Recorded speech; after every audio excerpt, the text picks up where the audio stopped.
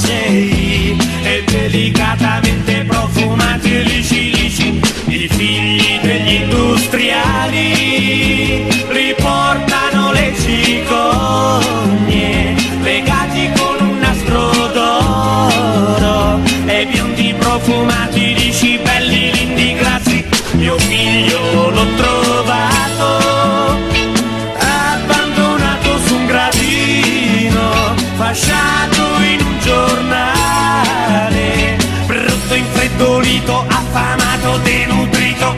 E sapete che nome gli ho dato? L'ho chiamato Benvenuto, di cognome Fortunato.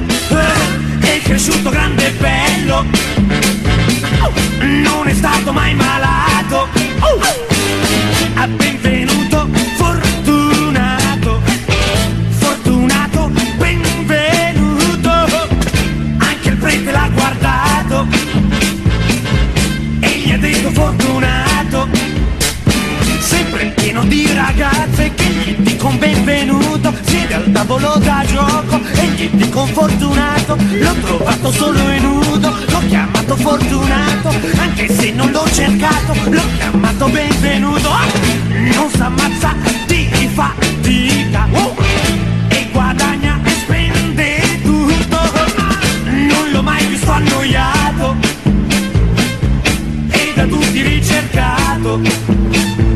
E se poi gli gridano figlio di nessuno e di un foglio di giornale, lui risponde calmo, gentilmente moderato, col sorriso più beato. Io mi chiamo Benvenuto, di cognome Fortunato.